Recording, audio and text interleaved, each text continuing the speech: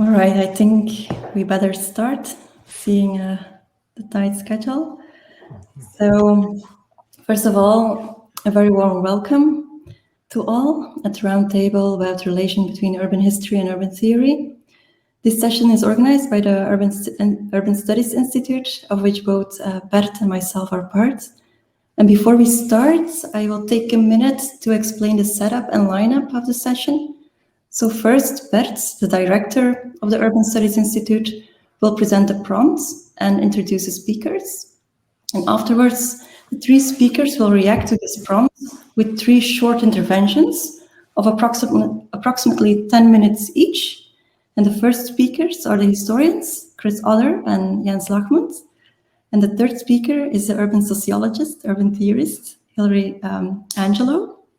These three interventions are then followed by a roundtable discussion organized around 3 rounds of questions. Each round starts from one intervention directed to the respective speaker to then invite the other speakers to react. And we will end the session with questions from the audience that we will gather from the chat. So at the end, we will do a summary of the questions posed in the chat. And one small notification, the session is being recorded. So I wanted to also tell you that. So first, we start with the prompt and introduction of the speakers. So the floor is yours, Bert. Okay, thanks, great. And welcome to you all from my part as well. I will just a few words about the background of the roundtable. The roundtable is conceived in the context of a research network coordinated at the University of Antwerp, and it's called Urban Agency. It's concentrating on the question to what extent cities can be seen as actors in history or as actor networks in history. And our network has recently entered a new phase, but the subtitle of the previous phase, which has actually bred this session, was the historical fabrication of the city as an object of study. And this probably sounds a bit enigmatic, but the overall idea was rather simple, I think. The goal was to confront urban theory with the empirical views resulting from historical research. And if you look at recent trends in theory formation, it is, I think, difficult to escape the impression that it is increasingly challenging for urban studies scholars to capture processes of urbanization in well-articulated concepts and theories. The increasing uncertainty includes, I think, the very definition of what the urban is. The scope of the urban is now expanded beyond the city, and urbanization is reconceptualized as a planetary, networked, multi-scalar, processual, relational phenomenon, which I think is impossible to define even with such terms as the assembled city, the splintered city, the imagined city, or even the ex-urban. And the key issue is, of course, that this is not simply a theoretical problem. It goes to the core of the very relevance of urban studies in general and urban theory in specific. And in a way, more and more, the question arises, why should we want to define the city as the central object of study at all? We think that addressing this question inevitably requires a confrontation with empirical analysis and with concrete socio-spatial practices and contexts. So, in a word, we think it requires a confrontation with history.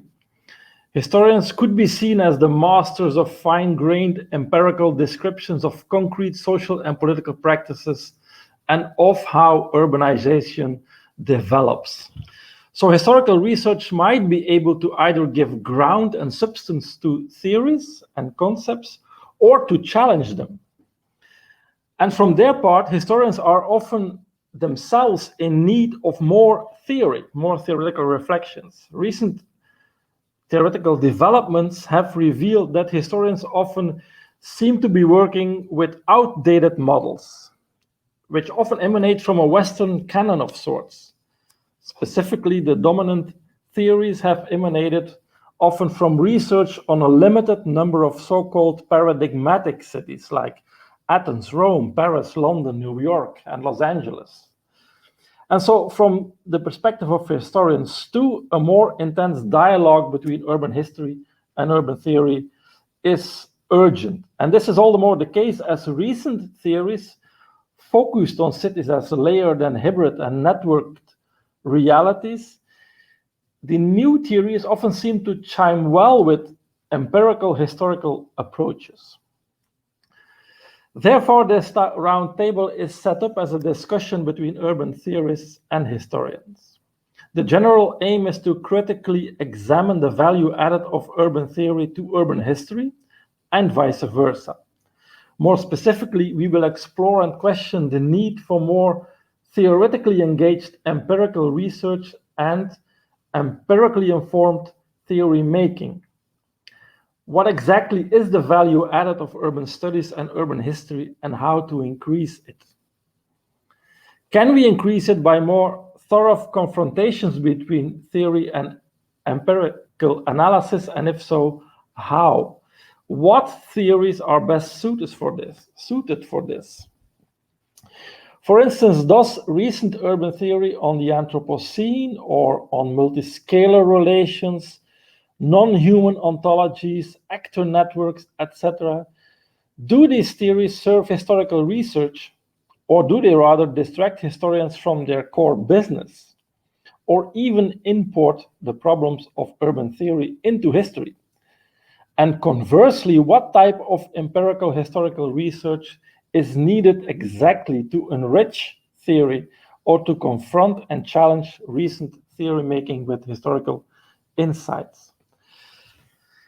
So with an eye at focusing the discussion a bit, we have decided to particularly address the conceptual focus on cities as assemblages or actor networks of human and non-human elements. This is because the discussion about the relevance of concepts of theories has often centered around a debate between scholars working in this tradition on the one hand and scholars working in a neo-Marxist tradition or focusing on urban political ecology on the other hand.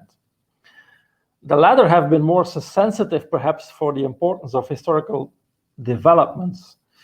But this is just a starting point for us, and we hope, in fact, that we can transcend this and broaden the scope of the debate as we move on. And telling from the participants in our session, I think we are, in any case, well equipped for this.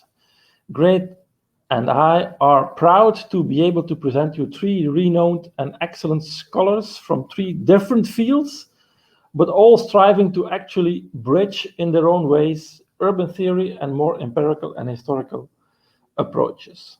And I will present them now one by one and then give them the floor consecutively. So the first speaker will be Chris Otter, and Chris is an historian teaching at the Ohio State University in the US. And his research interests include the history of technology, the history of food and nutrition, and environmental history, which he studies with a geographical focus on Europe, particularly Britain, from the late 18th century to the early 20th. And in these fields, he has published two well-received monographs, The Victorian Eye. The first is The Victorian Eye, A Political History of Light and Vision in Britain, about the 19th century. And the second is Diet for a Large Planet, Industrial Britain, Food System and World Ecology. And they are both published by the University of Chicago Press in 2008 and 2020, respectively. And currently, Chris is working on a long-term research project on the history and concept of what he calls the technosphere. The project is titled The Technosphere, A Deep Human History. And in it, he studies human technologies at multiple scales and at the long term, from the tools and devices in our hands up to our slowly warming atmosphere. The second speaker is Jens Lachmund, and Jens is a lecturer in science and technology studies at Maastricht University in the Netherlands. And he has published widely on themes of the historical sociology of medicine, among other things. In his more recent research, he has drawn on concepts and methods from the social studies of science to explore the relationship between nature, science, and politics. And his books include Greening Berlin, the co-production of science, politics, and urban Nature, published in 2013. And he is also the co-editor of Science and the City, a thematic issue in Osiris from 2003. And also of the edited volume Spatializing the History of Ecology. It's published in 2017. So Jens too is bridging history and theory as well as culture and technology. And the third speaker is Hilary Angelo, and she is an urban and environmental sociologist at the University of California. Her work offers a social theoretical perspective on socio-ecological questions, which she addresses through historical and contemporary research on urban greening, sustainability planning and policy, infrastructure and climate change. She has published in leading social science and geography journals, and her new book, How Green Became Good, Urbanized Nature and the Making of Cities and Citizens, was just published recently in 2021, also at the University of Chicago Press. And before completing her PhD, she also worked for 5 years with the New York City Department of Parks and Recreation, primarily on issues of participatory design, immigration, and the use of public space. So I hope you all agree that the idea that we are well equipped is is well established by this. So I give the floor now to Chris.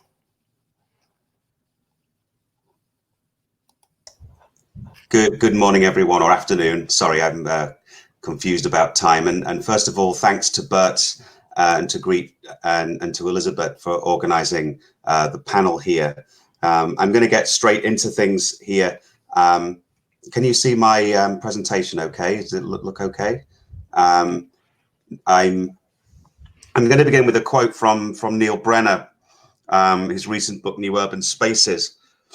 The field of critical urban theory, as inherited from major 20th century traditions of both mainstream and radical scholarship, is in a state of disarray, if not outright crisis. And this is due, he says, to the collapse of the city itself and the urban more generally as a discrete and easily identifiable object of analysis. This is an ongoing debate within urban theory, as I'm sure you're all well aware. His solution, as you can see from sort of these two book covers here, is something called planetary urbanization, which draws heavily on the theory of Henri Lefebvre, abandoning what he calls methodological cityism in favor of the analysis of a global process of urbanization, producing a single, incredibly variegated urban fabric which extends to the atmosphere, biosphere, and geosphere. And I quote, even spaces lying well beyond the traditional cities and suburban peripheries have become integral parts of the worldwide urban fabric. And it's probably fair to say this is one of the most important interventions in urban theory over the last decade. But it's problematic as a historian, because it really only tells us about 20th, even late 20th century phenomena. It's very presentist. And I'm going to get really historical here. It lacks historical perspective. It's also, I would argue, monoscalar. In arguing that there is a single planetary urban fabric, it collapses multiple scales into a single scale. It collapses cities and networks and agriculture and so forth into a single fabric. So I'm going to propose a shift to something called agglomeration theory. It's a grandiose title, but I'm going to throw it out there. An agglomeration, the word agglomeration is the secret twin of the urban. In most books on the urban, most articles on the urban, you will find the term agglomeration used loosely as a synonym for urban without ever being fully defined. An agglomeration is any site where Homo sapiens or earlier hominins, we can push this back to the earliest hominin sites, have collected and contained themselves, their materials, their animals, and accidentally they're bacteria, and so forth. The urban is not a synonym of the agglomeration, it's a hypernym. In other words, it's one type of agglomeration, but there are many others. For example, we can say that camps are agglomerations. We can say that temple complexes are agglomerations. We can say that storage sites are agglomerations. We could say that farms are agglomerations. One of the arguments here is that agglomerations collect and contain.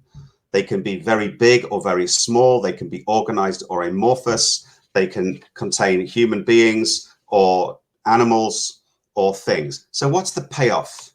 What is the point of making the switch away from the urban towards the concept of agglomeration? And I think that ultimately the payoff is just that it in one way is that it's very, very useful for discussing the technosphere. I'll get to that right at the very end. To return to what Bert talked about, it shifts attention away from the paradigmatic cities of urban theory towards the massive multitude of sites where human life and non-human life in all its varieties has unfolded. It extends the study of human settlements into the deep and very deep human past. It provides a counterpoint to the presentism of much urban theory, an extreme counterpoint to the presentism of much urban theory. And I don't want to suggest that we all need to suddenly become archaeologists here, but it does produce a different perspective on time. It also abandons the quest for the origins of urbanism and avoids an endless quest to define the urban. A brief aside here on the history of the concept of the urban. The most important work on the concept of the urban, whether you've read it or not, is V. Gordon Childer's article, The Urban Revolution, published in 1950, weirdly in the Town Planning Review of all places. In this article, Childer is one of the most important archaeologists in the 20th century who worked on Mesopotamia and particularly on Uruk, identified 10 formal criteria for defining a city. These included size, they included social structure, they included the extraction of a surplus for a non-laboring population, they included monumental, included storage system. This will all be quite familiar to us. It made defining a city quite rigid, indeed quite exclusionary. It's an enormously influential paper, and not least because it situated the so-called urban revolution within a series of revolutions which produced a progressive model of history. The Neolithic Revolution of approximately 10,000 years ago, when humans actually over a tremendously protracted time settled down and began farming. That's not really, it happens over such a long period of time, it's hard to call it a revolution. Then there was the urban revolution, later the industrial revolution. You can see other revolutions being situated within this. But there's a sort of historical meta-narrative that urban history fits into, whether explicitly acknowledged or otherwise. It introduces a massive bifurcation into our nodes of history. There's a firm distinction here between a pre-urban and urban phase. Archaeologists very often discuss things like proto-urbanism taking place in, the 8000 BC period or so on. It actually excludes 2 to 3 million years of hominin agglomerative activity. Archaeologists, anthropologists refer to things like techno-complexes, home bases, persistent places, and so forth. And these are sites where human communities accumulated material, formed social relations, generated memory. These are tremendously important processes in the scheme of social evolution. We also find, well before the development of Uruk, critical material development, such as the first multi-story buildings, possibly in the early Neolithic, the partitioning of structures to create privacy, atmotechnic control to enable humans to store grain, and so forth. All of these things take place before the putative urban revolution. Another important point here is that Childer's model of the city doesn't fit a lot of urban development around the world. We have the phenomenon of so-called low-density urbanism, the work of Roland Fletcher in Australia being critical here.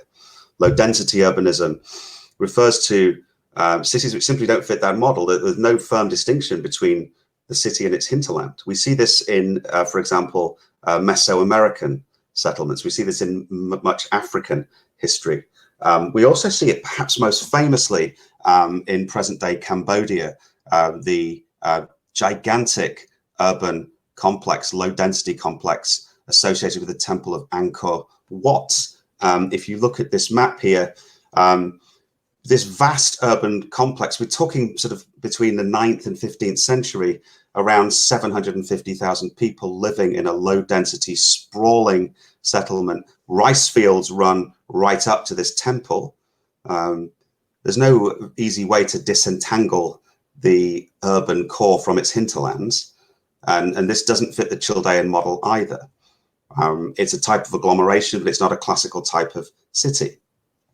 We also have later examples, for example, industrial sprawl. And to return to something I mentioned earlier in the paper, it's worth noting that there are other types of agglomerations that we can study, and I'll just skip over this here because I need to get to my conclusion. Currently thinking heavily about the history of the camp. This is a completely separate agglomerative history, which again has a very presentist focus in the work of Agamben. The 20th century is the century of the camp. I want to point out here, and apologies for this rather silly picture, but camping and camps are perhaps the deepest and most significant human agglomerative practice of all. And we need to, I think, pay attention to this history. So, in conclusion, one of the ways in which urban theory and urban history kind of dovetail is in the generation of meta-narratives. Explicitly or otherwise, we have a narrative arc of urban history built around two urban revolutions: the foundational revolution of Childer and the explosion but also implosion of the urban associated with Lefebvre and Brenner. I'm saying here that we can replace or complement this with a model of 2 to 3 million years of continuous, ever-mutating agglomerative activity, which has many manifestations, only one of which is the urban. This means that these bifurcations between urban and non-urban, urban and pre-urban, can be dispensed with to a certain extent. And this is a move that's redolent of Lefebvre and Deleuze and various sort of anti-binarist post-structural or post-human models.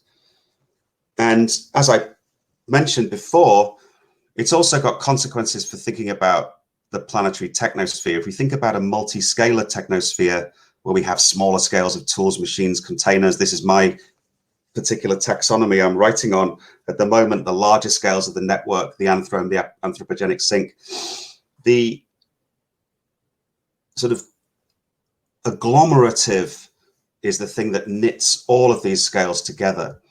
And if that scale was just the urban, we would be missing out so much of human history. The agglomeration makes a lot of sense when viewing the technosphere as a vast and long-term planetary phenomenon.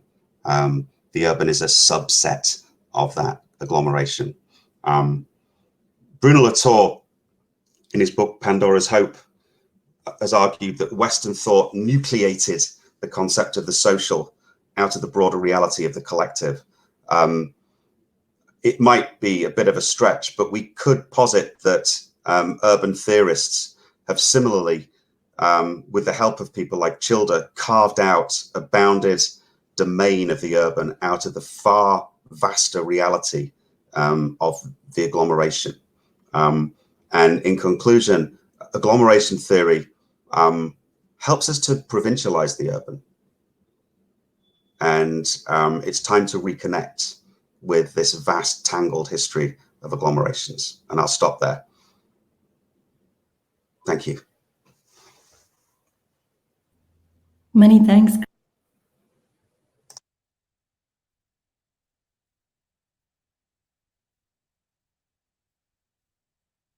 I'm sorry, my mic wasn't on. Yes. Thanks a lot, Chris. Already a lot to discuss. But we will first go to Jens and Hilary and then collect the questions for the roundtable. So Jens, the floor is yours. Yeah, thank you. Yeah, I also want to thank the organizers for having set up this interesting roundtable. And yeah, first of all, to introduce myself, I'm not a historian, actually. I'm also don't see myself as an urban theorist. I have worked on cities, but also historically on cities, but my perspective is more the field of science and technology studies. And it is also from this background that I would like to somehow try to contribute to this debate. So science technology studies, you might know that, emerged in the 1970s and 80s as an attempt to use ethnographic, but also sometimes historical analysis to study science and technology as a socially situated activity. And for more than a decade, a productive dialogue has existed. Maybe I can shift. Between dialogue has already evolved between urban studies and urban and STS. Here you see some examples. So often these are books about architecture, urban planning, infrastructure. And latest since the path-breaking collection by Farias and Bender, which you also see there's the third book, a Latourian actor network theory has become an important element of a wider strand of non-representational theory or assemblage thinking. It seems that the recent dialogue between STS and urban studies revolved not so much around specific research themes, than around questions about epistemologies and styles of theorizing. While urban studies has often relied on macro-theoretical approaches that treat urban dynamics as the independent variable of global politico-economic logics, STS approaches tend to be more skeptical about the value of such overarching explanatory frameworks. Most STS researchers have a preference for sensitizing concepts that can be flexibly adapted and reworked through the engagement with new empirical cases. The interesting question for our roundtable is obviously to which extent the theoretical sensibilities of STS can also be fruitful for urban history. An STS-ish lens can be expected to be particularly instructive for urban history where it deals with technoscientific things, for example, urban technologies, infrastructures, or the making of urban expert knowledge. From an STS perspective, however, it would be misleading to understand this as a distinct theoretical domain that needs to be added to more straightforwardly social matters, such as urban government, social conflicts, or the culture of everyday life. It has rather been a central motive of STS work to move beyond this conventional separation between the technical and the cognitive issues on the one hand, and more broadly also the domain of nature, and on the other hand, the different layers of socio-political life on the other hand. This does not only mean that science and technology and related understandings of reality are social productions. The point is rather that conversely, the social itself should be treated as emerging from the interaction with and incorporation of various technoscientific practices and objects. The focus is thus not simply on social production, then on what Bruno Latour and Sheila Jasanoff, each with different emphasis, have called co-production. Can I move on? Yeah. So as Sheila Jasanoff, in her introduction to a collection already in 2004, has defined co-production, quote, The book's main argument is that in broad areas of both present and past human activity, we gain explanatory power by thinking of natural and social orders as being produced together. The texture of any historical period, and perhaps modernity most of all, as well as of particular cultural and political formations, can be properly appreciated only if we take this co-production into account, unquote. What could this mean for urban history? I will now briefly present 3 themes of co-production which might resonate with the research interest of urban historians. For the sake of convenience, I will restrict myself to co-productivist dynamics that are involved in practices of producing, valuing, and negotiating spatial urban knowledge. That is, the ways in which urbanist disciplines, planners, policymakers, but also wider publics know, problematize, and reimagine the city. First, a most basic sense of co-production is already implied in the commitment of STS approaches to study science and technology in action, thus as knowledge-generating practice. Examples are laboratory experiments, fieldwork, or the processing of knowledge at conferences, in education, or museums. Such practices are organized ways of addressing problems of knowledge, but they are simultaneously also instantiations of social life. They imply discursive and embodied interaction, they fashion and refashion interpersonal bonds and networks, and they rely on the collective attribution of skills and expertise. This suggests a view of urban experts and their groupings, not as fixed structural frameworks such as disciplines or professions, but as constantly emerging from the practical networks of epistemic work. For example, what in the 1970s in the former West Berlin evolved as urban ecology was not simply a natural step of institutional differentiation within the discipline of biology.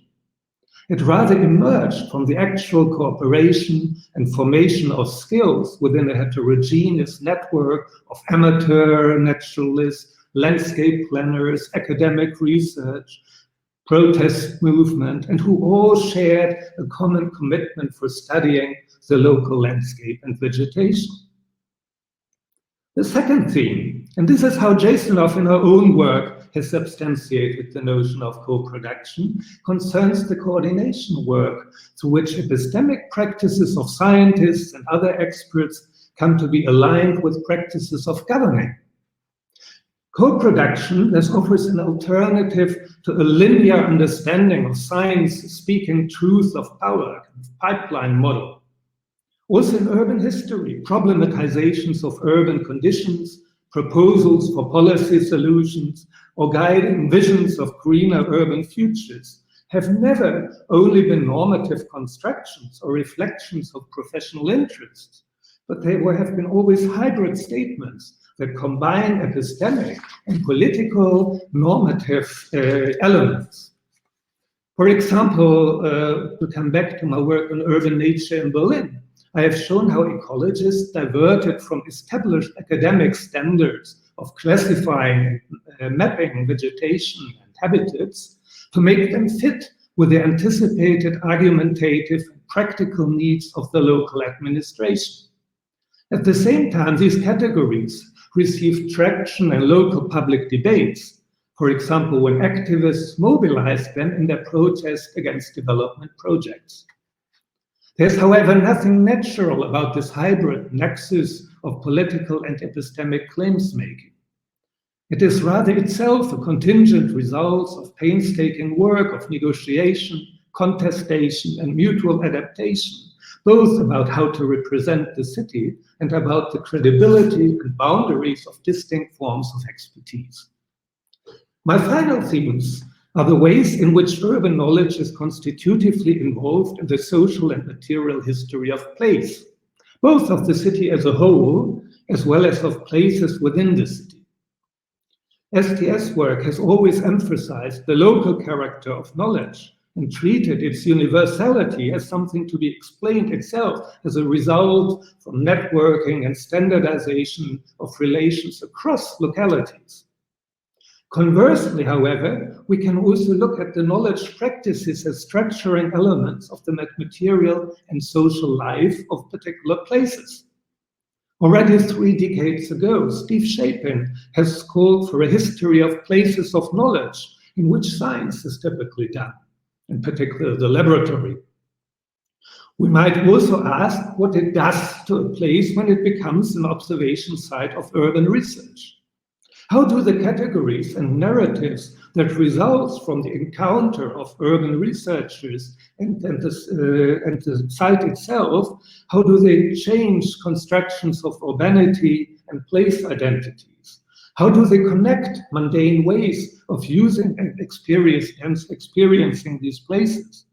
In my work of urban ecology in Berlin, I have tried to capture some of these dynamics by tracing how ecologists both capitalize on the socio-ecological conditions of politically isolated and also devastated after the war city island of Berlin, which offered them new possibilities for ecological fieldwork, but at the same time, through their mappings and categorization, they also reinvented what Berlin was, what urban nature was, and thereby they also reinvented what the urban was. That's actually a slightly different take also on the debate of what is the urban and the boundary, which is a bit more a constructivist stance that could be learned from STS to look at that as a form of boundary work, how people discursively and practical in different historical circumstances make boundaries between city and not nature traditionally as being the opposite, and in terms like urban nature somehow incorporated in nature, to see this as an outcome of the co-productive practice of knowledge making around cities. I think that would be another perspective that could be also added from STS on debates on planetary urbanization. So in all of these 3 respects, co-production sheds light on the epistemic grounding of urban history, but also avoids the trap of deterministic thinking in terms of social impacts. At the same time, it offers a more dynamics-oriented approach to urban knowledge than many Foucauldian analyses, whose broad brush pictures of epoch-specific diagrams of governmentalities are much less sensitive for how such knowledge emerges from contextual practice and negotiation. Thank you for your attention. Many thanks, Jens. And now we move to Hilary. Thank you. Can everyone see the slides? Okay, so thanks for having me here today, everyone. So this is a panel about the relationship between theory and empirical historical research. And as was mentioned at the beginning, I'm going to address these questions as a historical sociologist who uses history and historical research to contribute to debates in urban theory. So today I'm going to speak about the role of history in theory development and the importance of historically grounded theory, rather than the other way around, rather than as a historian. And so one thing this means in practical terms for me is that I often find myself using really wonderful research by historians for other purposes or putting it in other contexts. So as many of you probably know, there's a described tension between history and sociology, or more broadly between the humanities and social sciences, between the ideographic and the nomothetic, or sort of particularist versus universalizing impulses and traditions. And my orientation is toward the nomothetic to some extent, this kind of generalizing impulse, both because sociology as a discipline and theory building as a task tend to be about abstracting or generalizing in the name of increasing explanatory power. Though after Jens's comments, well, I guess we can talk about whether, to what extent that's a particular style of theory itself. But with that said, I just wanted to make a few points today. First, I wanted to offer a kind of meta response to the prompt that we were provided. So the organizers began by kind of describing the extent to which urban theory has become divorced from empirical historical research. And I wanted to start by responding to that provocation. I completely agree with the implicit suggestion that there should always be a relationship between theory and empirical research, whether it's historical research or otherwise. And I wonder instead if a more productive framing would be to pose a methodological question of how, why, and where concrete historical reference enter urban theory making. And the other speakers have already sort of addressed this to some extent. And I think this is one big difference, especially between sort of neo-Marxist, more structuralist, and assemblage or actor network kinds of approaches. In addition, I would also question the extent to which the two have become separated or are currently separated in two ways. So one, I think real changes in the world underpin debates about how to understand the urban present. So as people are debating concepts and statistics and phenomena, such as the idea that 50% of the world lives in cities, or discussions about the growth of informal settlements and so on. And two, at an epistemological level, these theoretical developments or these kinds of explanatory impulses can be seen as reflecting particular concrete changes, even if the theories themselves don't explicitly reflect on the conditions of their own emergence. So in other words, there is always a relationship between urban theory and urban history. And of course, one really wonderful use of history is to look at how these intellectual or epistemic formulations relate to changing material formations in the world. So in response to that initial question, I would argue that the interpretation of empirical phenomena always involves theory of some kind or some kind of interpretive framework, whether we're aware of it or not. And that conversely, even very abstract theories have concrete moments or empirical reference points. So the relationship of the two may not always be explicit, but I would question if it's as separate as the sort of prompt suggested in some senses. Okay, so now in full support of the project about being explicit and reflexive about theoretically engaged empirical research and empirically informed theory making, I want to answer the question about if or how urban theory needs history by saying that yes, it does, and offer 4 ways that I think it's useful, history is useful and in fact sometimes indispensable to urban theory. So first, historical empirical research is essential for understanding slow processes, so things that unfold over a long period of time. We understand large-scale, durable, and or slow-moving phenomena only partially or incorrectly if we look only at one historical moment or at the present. So as an example, as Chris Otter helped us see, I think urbanization is arguably one of these processes. And it looked like one thing with reference to the industrial city, right? So for Engels, centrality was a consequence of factory labor. But the same process or phenomenon looks quite different today. So in my reading, current arguments about planetary urbanization, for example, are an attempt to show how demands of contemporary urban life rely on what they call operational landscapes all across the planet. And this is an argument for a different understanding of the urban process that's derived from empirical observations of empirical changes over time. So climate change is obviously another one of these processes that requires this kind of longer view. Second, history is useful for identifying patterns of continuity and change. So while comparisons across different places in the present or in one time period are another methodological option there, historical research is especially well suited for this kind of analysis, right? So beyond the specifics of particular historical conjunctures, historical research can yield theories of variation and continuity. So for an example of change, we might think of work in urban political ecology that offers periodizations of city-nature relationships, such as Maria Kaika and Eric Swingadow's work that looks at the shifting material forms and social relations of urban technological networks in relation to their changing cultural meetings. So they describe a shift from a kind of 19th century futurism, where we see the fetishization of urban technological networks and the celebration of technical progress in what they call early modernity, to disenchantment and disappearance with high modernity in the 20th century in the context of Fordism, efficiency, and unfulfilled promises for workers. And again, in the context of climate change, there's arguably a new phase emergent now in the 21st.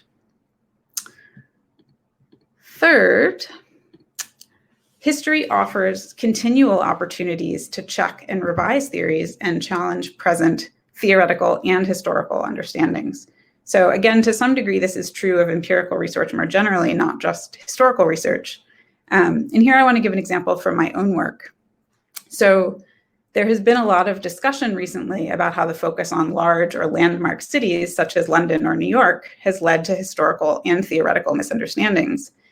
And in my research on urban greening and perceptions of nature in cities, I've observed something similar in the fact that greening has been pretty simply understood, though not by my fellow panelist Jens Lachmund, as a response to urban pathologies such as slums and density, even though these kinds of activities happen far beyond industrial cities.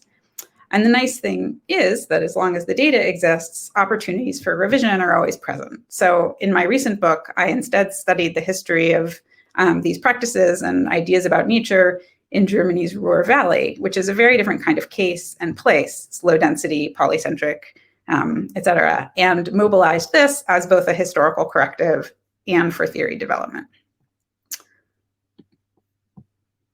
Fourth, and finally, historical research can also challenge presentist understandings, both popular and theoretical ones, in ways that can only improve urban theory and make it more relevant.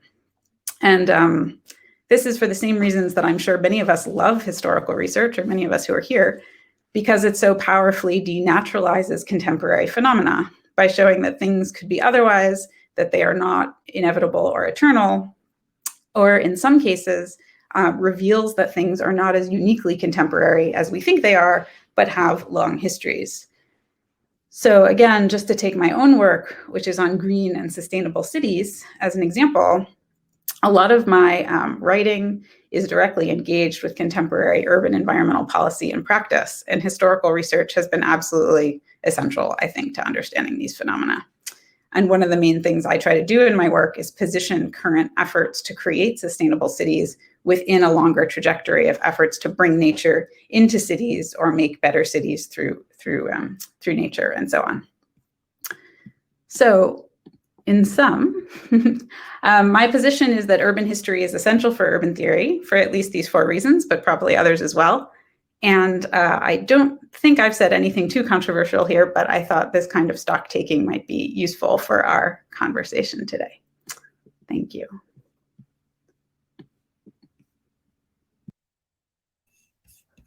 Thank you so much, Hilary.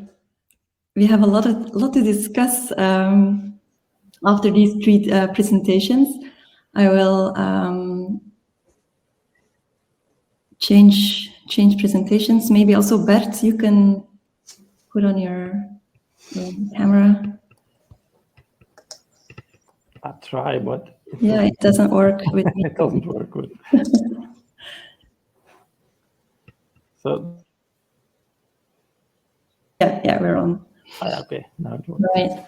So thank you so much, everyone, for these excellent presentations. For the sake of structuring the discussion, we will start each round of questions from one intervention and structure then the discussion around that. So first, Chris. The questions will revolve around the tension between, if there is a tension, between the theory of agglomeration and the theory of urbanization. So I will just pose all the questions at once, and you can then pick the ones you would like to answer. That's nice. By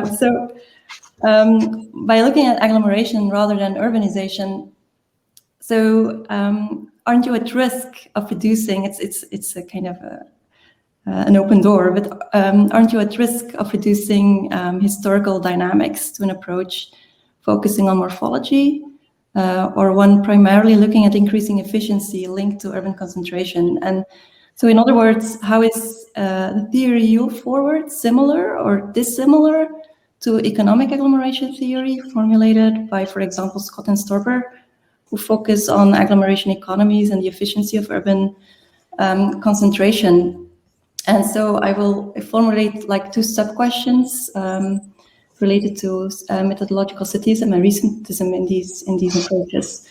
So the first question, sub-question relates to the inclusion of hinterlands, and especially like exploitation of hinterlands.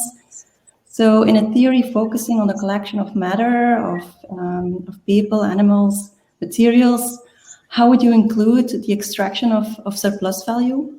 So more specifically, does agglomeration theory address the power structures controlling and steering the extraction of flows, driving the concentration of matter, flows producing and reproducing inequalities?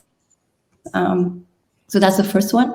And then the second one, so current agglomeration theory typically starts from the post-war period or goes back to 19th century industrialization at best. So the question is, according to you, does contemporary agglomeration theory suffer from recentism, or might there maybe a reason not to include an analysis of earlier periods?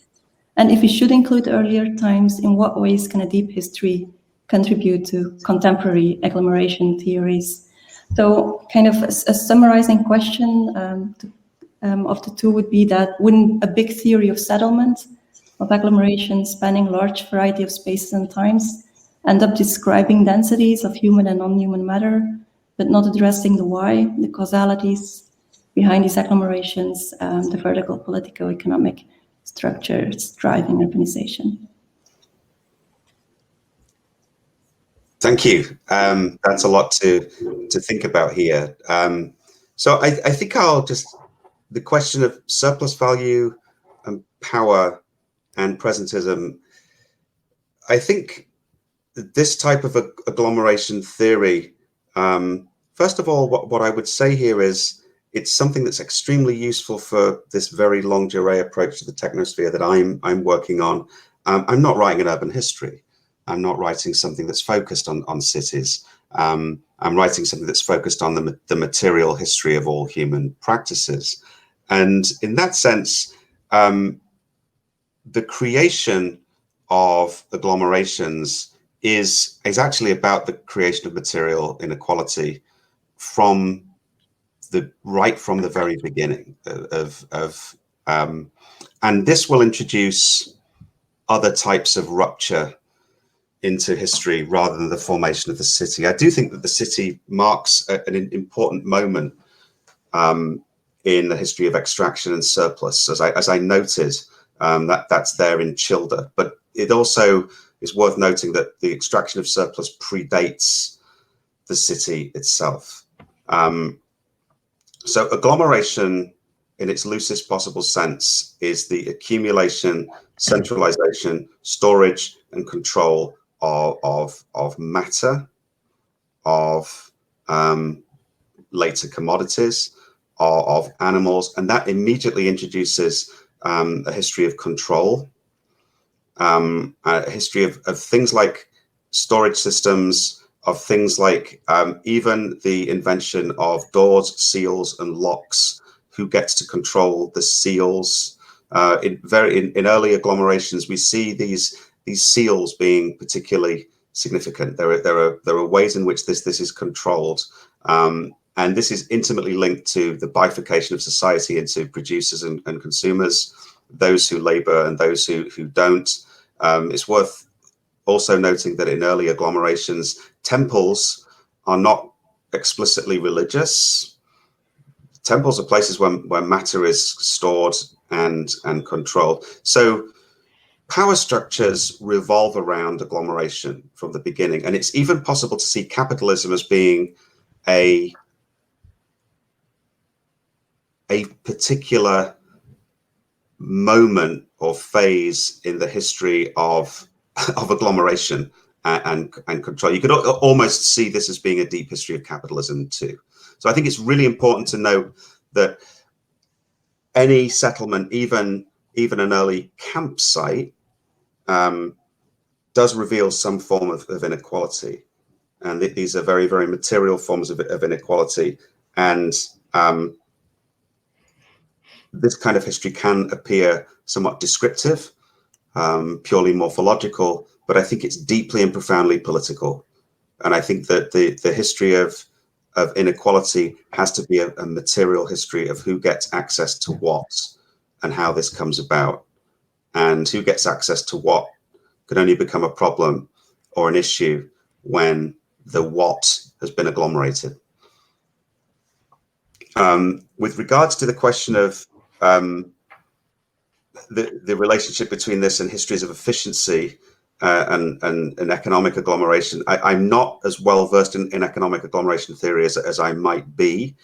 And so therefore, I certainly don't want this to become a kind of triumph of the agglomeration. Certainly, that this would suggest that I'm not suggesting that there are certain types of more efficient agglomerations than others. What I am saying here is that there's agglomeration, accumulation, and also I think that this isn't a purely economic history. Agglomeration is also about the creation of memory, the social formation, social relations, persistent places with affective objects. There is an affective history here too. So it sort of opens out other forms of history that don't necessarily collide with or coincide with the economic. And finally, the question of presentism, because I'm aware that I'm getting close to being out of time here. I think I had till 10:42, so I'll have a couple more minutes. Yeah, I mean, as obviously as my paper suggested, as a historian and a historian who's moved into very, very, very longue durée history, presentism is a serious problem across urban history and urban theory. And it's a serious problem in economic theory too. The paradigms that only draw on 20th century history are useful to some extent for describing the 20th century, but they very often make the 20th century exceptional or a bifurcation point. They divide again history into two. And I'm following here on the work of people like Dan Smale, working in deep history, and also post-structuralism of various sorts, being exceptionally concerned about the bifurcation of history into a pre and a post.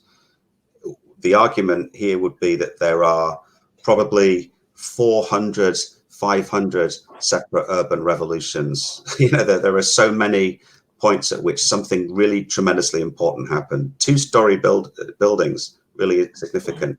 Partition structures, hugely significant. Being able to create areas that are cool, tremendously significant. Cool in a temperature sense, not cool in an aesthetic sense. So it would be a history that's not linear, not bifurcated, not punctuated equilibrium, but continually mutating, and including a space dimension. That's getting very abstract, and I'll stop there. So thank you. Thank you. Jens and Hilary, would you like to react?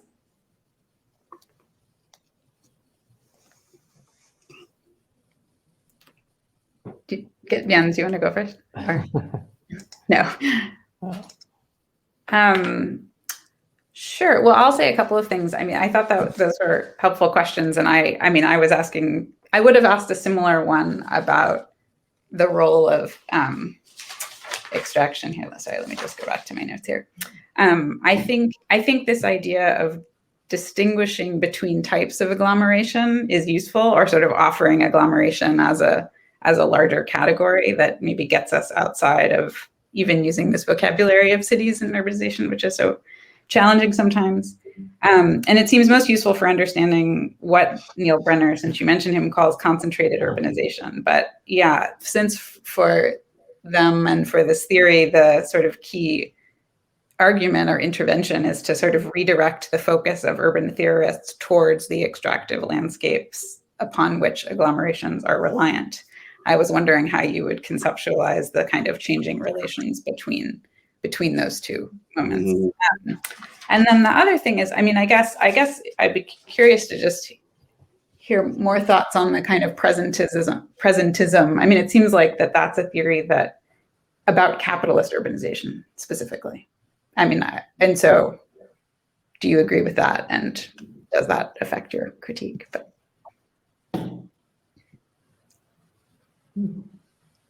Jens, do you want to go, or shall I? Now first, or yeah, okay. I have a question about your very concept, which I found interesting, was as a conceptual innovation with this agglomeration. When I hear it, I think really about agglomerations also of cities, that industrial complexes are much broader than the administrative borders. And so it's very much a category that urbanists themselves use when they frame cities.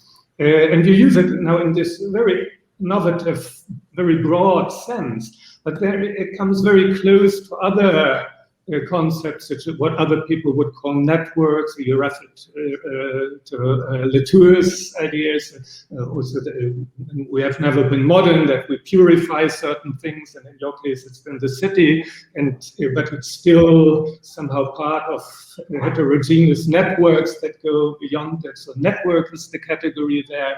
And then there is, of course, the notion of assemblage, which seems to be very similar to that, but which carries this Deleuzian philosophy package. And maybe you don't want to be aligned with it, but I was wondering a bit what the reason is for your choice of this term, and maybe also in relation to other more system theoretical models. And I think that goes back to Vernadsky, or what was his name, with this idea of the nososphere, this Russian natural scientist seeing the world as consisting of different system levels, and but that are somehow interact, and so in some sorts of socio-ecological models, they are organized like this, that you have these system levels with feedback and resilience, so which is also another way of dealing with the same kind of phenomena. So can you probably say a little bit more about how what motivates your choice of precisely this term, not in relation to what we discussed before about the geographers, but also these more basic terms of social theorizing? Thanks. That's a good question, and I'll offer a very quick response to both of you, because I'm aware that we need to move to the next one. So in return, every term brings with it an initial liberatory moment of where you feel the rush of escaping the problems of another term. Then within a couple of days, you realize that your own term is just as encumbered with problems as the initial one. There are other terms like aggregation, concentration here. Agglomeration does carry with it, if you look at the dictionary definition, an idea that something could be organized or not. It can be sort of nucleated and centralized, but its very vagueness is, I think, part of its advantage here. And we can think about certain forms of cities as being extremely organized types of agglomeration. And the other thing about it is it scales well. We can think about agglomeration as being small and very large. And if you look at the technosphere model, I'm very much into this idea of there being a series of separate systems and scales, but those scales themselves have to scale, and agglomeration scales within a broader scaling.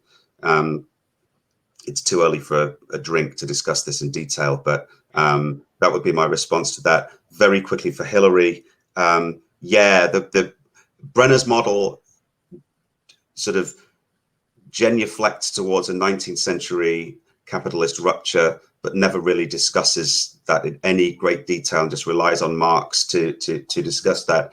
And what I'm arguing here is that the material basis of capitalism is agglomeration, and that predates even our species. That's not to say we want a ludicrously reductive, continuous history, but I think it's provocative to think about things in those terms. And I'll stop there. Okay, thanks. And I'll take over for a few minutes just to, I have volunteered to enter into a conversation with, launch the conversation with Jens. Jens, like you, I'm very much in favor of assemblage theories, but it doesn't mean that there are no questions, of course.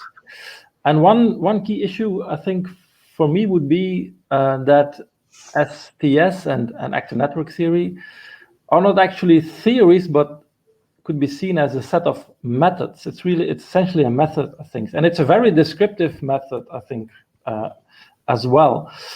And a positive consequence of this for this discussion is that it could be very compatible with historical approaches, because history, of course, is very often also, historians are very often also rather descriptive.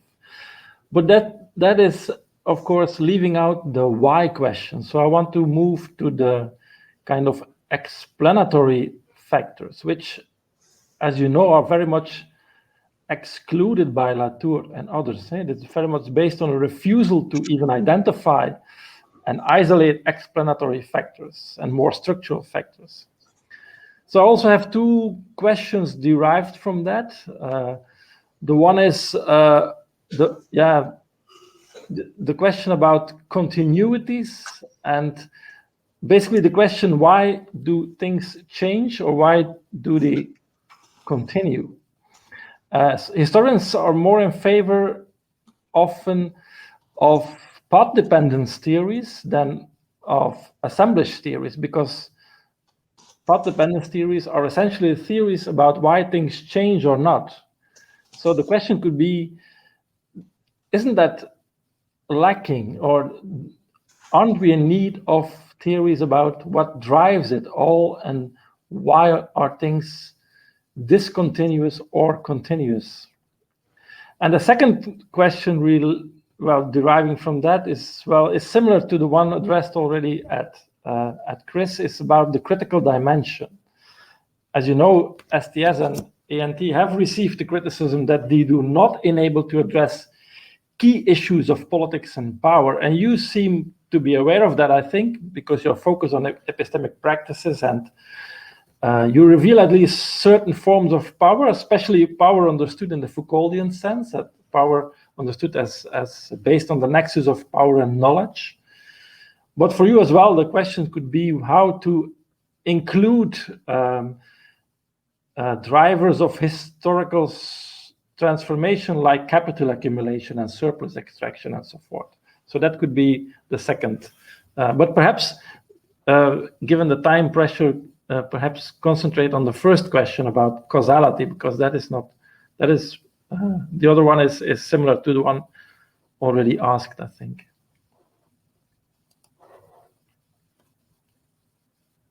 Sorry. Your microphone is on. Yeah, thank you very much for the question. The why question, that's of course a very important caveat against a lot of ethnographic studies also that have a very similar perspective, but also to STS and assemblage thinking. First of all, I didn't see my intervention so much as a plea for assemblage theory. I think that is one specific way in which STS has been used. I think the way I would use the concept of co-production is a little bit different. I think the problem with assemblage theory is not so much that it doesn't offer a scheme for identifying causes or coming up with causal explanations, but that it is such an abstract, very generic language, and assemblage can be just anything, and it doesn't have a lot of purchase to discuss very specific process. And as important I think hybridity thinking is, I think there's still some value in more sociological concepts that allow us to understand sense-making, negotiation, discursive processes, how they play a role in that assemblage thinking is not, it just identifies orders of reality. And I think that's something that the way of co-production, as I introduced it here, it seems to be, I try to do it a little bit differently. And the other thing is also about stability. I think the main point also of maybe a shortcoming of assemblage thinking is that it puts a lot of emphasis on becoming, on things that are not predicted, that everything is constantly changing, and this fluidity, vitalist conceptions of materiality, which can all be very informative to approach certain paths, but they indeed, I think stability is also important to bring into the picture. So it's not everything constantly changing, but and that's you associated this with the why question also very much. That when there's stability, this is something to explain something. But I would tend not to embrace a more structuralist notion of stability as something that has historically evolved in a certain time, and then it is there, and then it structures everything that comes after it. And also path dependence theory often has this, the idea that at a certain moment the past determines something. If the past determines the present, also depends a lot on the selections made in the present and the practices that select certain things as relevant pasts to connect with. So, and it also has something to do with the tightness of networks that are made with present events. So instead of looking for structures or past dependency in a very determinist sense, I think it's important to look at trajectories of emergence, but as trajectories in which things get transformed, but also work of stabilization is done. But stabilization is something that constantly needs to be done also by bringing things together, stabilizing them, reproducing them, routinizing things. But it's still an ongoing work. It's not the causal force that sits behind that. And I think that's one way how I would address the causal question, which without mystifying the cause. Another one would be to look at zones of intersections, where certain domains work on each other, build hybrid processes in between, and thereby shape each other. That, by looking at the work of bringing this together and co-producing events in both of these areas, I think we can use another vocabulary than that of causes. Another one would be to look at certain mechanisms in certain processes that you can identify, but as configurations that appear and reappear, and in different situations create similar results, but also not as external causal levels that somehow are hovering above the dynamics of social and epistemic processes. Maybe that sounds a bit abstract, but that would be in the short time. That's okay. I'm not sure whether Hilary or Chris want to add to that, or feel free.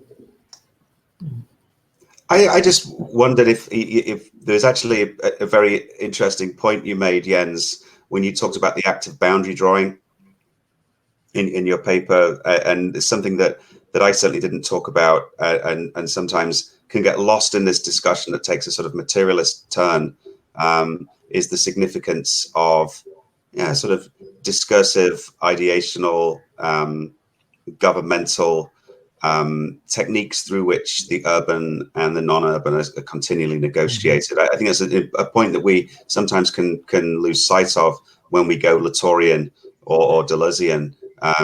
Not that I'm not accusing us all of doing that, but something that tends to happen in a lot of urban theory. So I just wondered if you want to have if you could quickly talk a little bit more about that and how you see the importance of that boundary drawing action.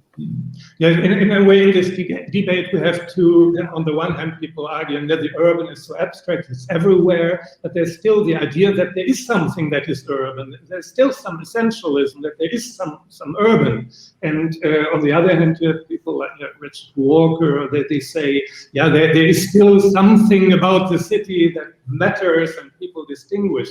But it's still also a little bit essentialist in what there is something that these cities do that is specific about it. And I think one STS concept that might be relevant here is what Tom Geerings calls boundary work. And he developed that concept to deal with the boundary between science and non-science, to move away from how philosophers have defined it. There is a certain logic, maybe falsificationism and a Popperian tradition, and that makes real science. And if people don't follow that, then this is non-science or pseudoscience. And instead of that, he argues we should look at the way how this boundary is always drawn. And that brings also the aspect of power in that Bert mentioned, so that this is always a conflict. Looks at different controversies where that matters, who is the expert and who not. And I could imagine that one might look at the boundary between the urban and non-urban in a similar way.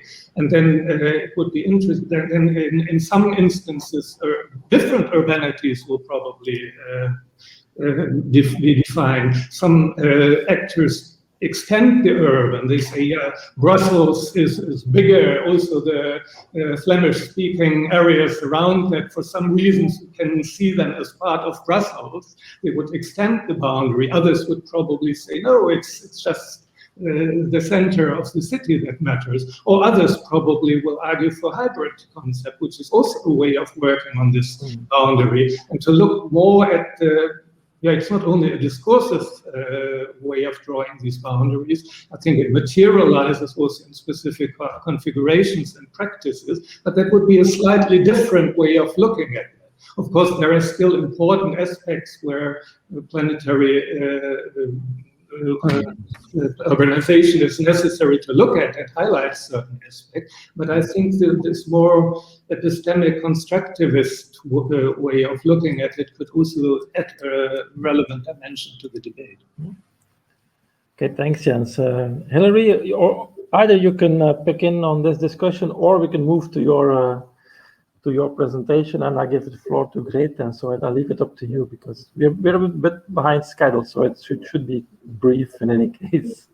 Okay. Well, I'll just say briefly. I wondered, Jens, as you were talking, if we disagreed at all, because I was nodding a lot with the emphasis on practices of governance and knowledge production, and my resolution to that problem is to try to think about how to elaborate those aspects of urban theory in this kind of post-Marxist, more structuralist kind of tradition. So it would be just interesting to talk about the kind of coexistence of structures and practices, some of the things we were just talking about, but where you would go for sort of like intellectual resources for that project.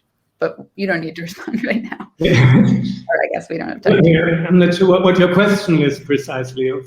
It was just more a comment. I mean, it was a comment, and the question would be about, if we're trying to sort of find some middle ground between assemblage/STS and more structuralist approaches, what does that look like? Because I could imagine a few different models, and people have said different things. There are arguments about assemblage theory in particular being incompatible with these more kind of structuralist understandings of social reality. But I don't think you have time to answer my question and tell me your own ideas about resolving that. I think okay. Perhaps we. I don't know if you do or not. So my tendency to maybe how I would deal with these structural concepts, I think I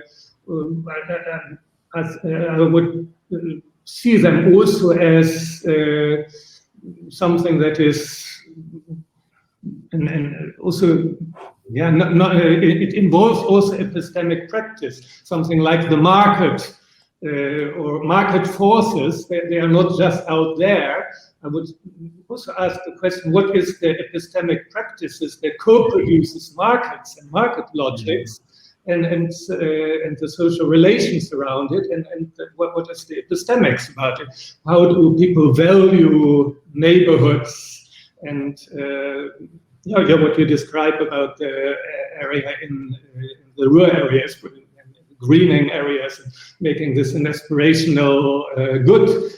These are practices in which that what economists would simply quantify as value is discursively and practically produced. And I think looking at these kind of practices, that would be a kind of common ground with these theories, opening them up for the epistemic practices in which they are made and constantly remade. Okay, thanks. I hand over to Greet again. All right. So last but not least, Hilary. So your central claim is that empirical historical research can potentially inform and improve urban theory. And so the following questions aim to appraise what kind of historical research urban theory would need to advance. So the first question circles back to Chris' intervention and is related to the ambition to contribute to urban theory by looking at the long term. So do you believe that kind of a foundational theory of urbanization resulting from the analysis of long-term processes is useful for today? Or more so, is there something particular about urbanization, the essentialist approach, as Jens mentioned, something particular shared by cities across times which makes such a theory possible? So that's basically the first question. And another question is about the critical dimension of urban theory. So one might state that critique has been at the core of theory formation more so than historical research. So if the statement would be after Merrifield that the role of critical urban theory is to know how and what space internalizes in order to learn how to produce something better, what kind of history do we need to produce, for example, more just spaces, more social and environmental sustainable urbanization, and so forth. So, so if urban theory would have a societal project, so what kind of history do we need? Would that be a history of continuity, kind of universalizing history, or would an STS analysis focusing on complexity be more relevant, or more of a Godian genealogy or something else? That's those are interesting questions. And I sorry, I just see that somebody says it looks like some of the speakers are frozen, but I think we're all moving. I can see us all. So okay. Those are good questions. I guess I want to say one thing also partly in response to some of the comments Chris was making. I mean, it seems to me that there is a question, an unspoken question here in this room about the status of capitalism and how much we think it matters today and how central we think it is to contemporary urban theories. So, you know, I sort of offered my own reading of Brenner's thesis of planetary urbanization, which I think he says explicitly is a theory of capitalist urbanization.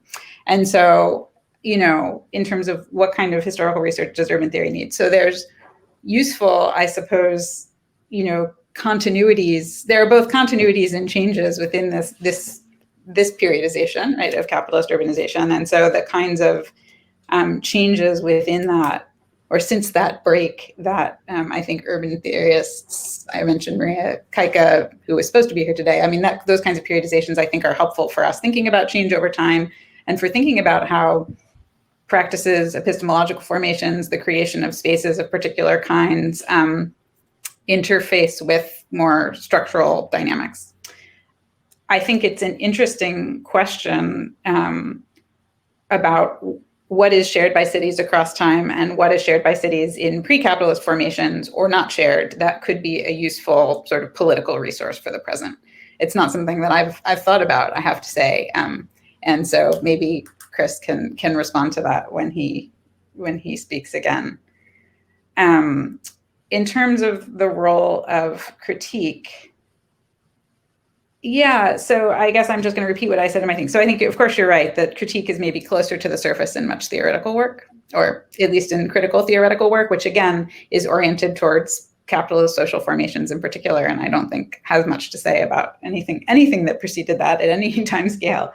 And I don't No, I mean, so for me, much of the work of sort of getting that kind of purchase, like intellectual purchase on the present and making arguments for things that could be otherwise, comes from history. And so, I mean, again, I sort of tried to say this, so I'm just repeating myself, but I sort of tried to offer history as a resource for doing that.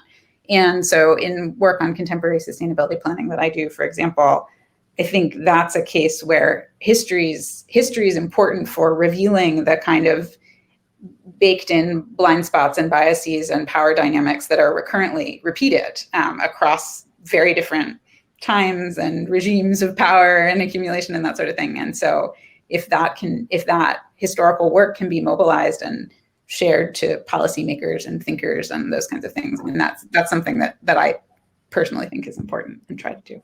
So I hope that addressed your question. Jens, would you like to respond?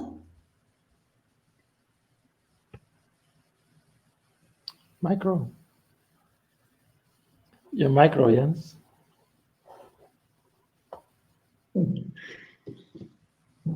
Yeah, one question that Hilary, you mentioned the need that you only can study empirical phenomena when you also have some theory.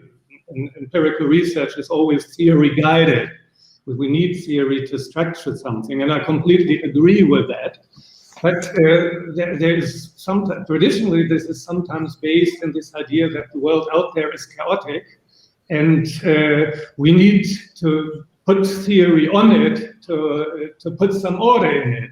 Whereas, well, lots of, actually going back to traditions also of ethnomethodology or also lots of ethnographic work, that argues more that the social life itself is already ordered and people are constantly creating order in their doings. And Foucault could probably also be seen as an argument for that. There are certain regimes of order already out there. And also theory, in a way, is already in the object that we are studying. So when we are studying capitalism, for example, theories of capitalism have their own history. Theories of urbanity have their own history. And I was wondering, how, because you did not refer to these theories in the object, how you see the relationship between that. Because in your book yourself, you used Habermas, for example, as someone not as a resource for your analysis, but also as a very important theory that structures the political process at a certain moment. And I think this is a third way, also, a fifth point that could be probably added to your list. Can you say something about that, about the theoreticity of the object area that you are studying, and not only the theory that we have to bring into observation? Yeah, that's it. Thanks for that comment. I think you and I share an interest in, I guess, epistemic practice and the material outcomes of, I don't know, activity is informed by ideas, and that happens in all spheres, even though we academics talk about it a lot. And that is something I've done in historical work. I've tried to use, so Jan just mentioned it, but sort of use these theories of other moments when they were influencing urban practice in ways that I could find and talk about them there. So, but I was just going to say one other thing, that applying theory, that the sort of, for me, I think the importance of sort of being explicit about the theories that might be guiding historical research or theorizing is not to impose order that might not exist in the world, but actually, sort of reflexivity about a researcher's own presuppositions and epistemology. So that's, I mean, and I think that's probably something sociologists often say to historians, but it was with that in mind that I brought it up, not to suggest that there's an order that we're not seeing.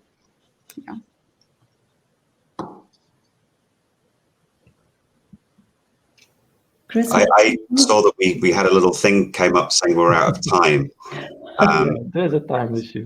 So I'm not going to say anything because I was going to launch us into a whole discussion of the modern, and maybe this is not the time for that.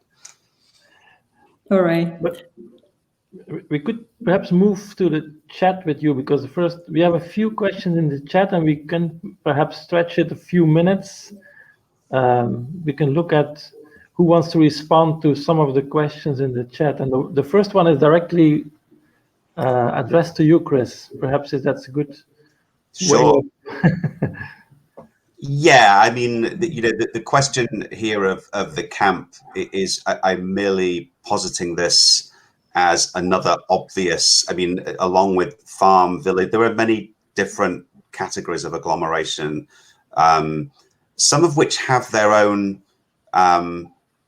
large historiography, and the camp is certainly one of them. Problematic to compare camps, refugee and camping simply on the materialities across history. This might stand, yeah, I mean, obviously what camps are remarkably diverse phenomena, and their sort of relative impermanence is one thing we might say marks them. That said, cities are also relatively impermanent too, so one can easily create a dichotomy where none exists. But I do think that the camp is one productive way where we can begin to think about another history of agglomeration. The urbanism mediated between large-scale processes and everyday life, that's a terrific point, and I would say we could do a lot with that. That's a pretty brief answer, but I want to make sure that other questions get answered too. Mm-hmm. Okay, thanks. I'm not sure the other questions, the one on Bourdieu, whether Jens or Hilary would like to. Hilary? Can I volunteer that one, since see Jens's this third question is posed to him? I was just going to say, I haven't particularly been that engaged with Pierre Bourdieu's ideas, but I think it's an interesting suggestion. And more importantly, something I wanted to just say earlier or underscore is that I think at least in the post-structuralist, post-Marxist structuralist versions of urban theory, there is certainly a great need for theoretical development for things in the realm of everyday life, practice, epistemic knowledge. Chris mentioned that planetary urbanization is a sort of one scale kind of argument, and I think it's not necessarily so, but most of the intellectual work that's been done on it is at this at one particular scale. And I think there's lots of wonderful intellectual resources for that kind of work, and the kinds of places I'm going. I just thought I'd offer it is Lefebvre's work on everyday life, as somebody else mentioned. Bourdieu would be a possibility. I think cultural Marxists like Raymond Williams offer really useful formulations for that kind of work. So yeah, that's I think an important path for the future. Okay, thanks. I think then we can end perhaps indeed with the question directed to address to Jens. Jens, your microphone is still.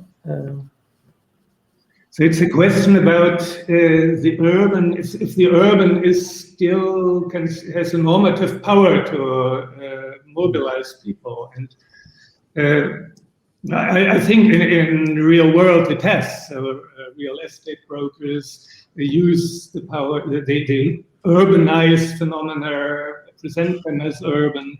They create narratives of urbanity, but also activists are doing that.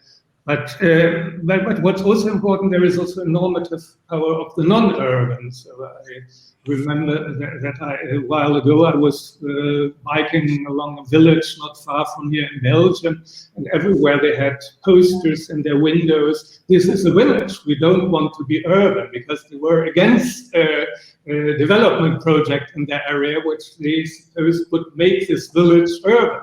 So there's also a still normative power of the non-urban. And maybe Chris means this question also in the way that if I want to use that normatively in my own analysis, I don't have any intention so much to do that. But the interesting question is, of course, he links it to the notion of the right to the city. Yeah? If this is still matters in that. And that's, of course, an interesting idea. Then if the urban itself is a slippery concept, or one that is constantly being renegotiated, what does this right to the city mean? If there are people probably claiming right to the rural, it would be interesting indeed to tie that in, but I don't have very clear ideas how to expand on that. But it would be interesting with maybe a question for Chris, the other Chris, if there is also should be something like a right to agglomerations. That looks like an interesting note to and we have to end, I think. Yeah, we do. Perhaps great. I give you the honor of it's a ceremonial closing the session. Yeah, Yes, thank you so much, everyone, especially our speakers for the excellent talks and discussion, raising points that need to be discussed further, and also to the audience for being here and for the excellent questions in the chat. Yeah. So wishing you an interesting session now, I guess. Yeah. following this one. Okay. Okay. Thanks very much. Thanks to the speakers for my part as well, and thanks to the audience. And see you later soon, I hope. Yeah. Thank you, everyone. Thank you so much. Yeah. Bye, everybody. Bye-bye. Yeah. Thank you. Bye. Thanks.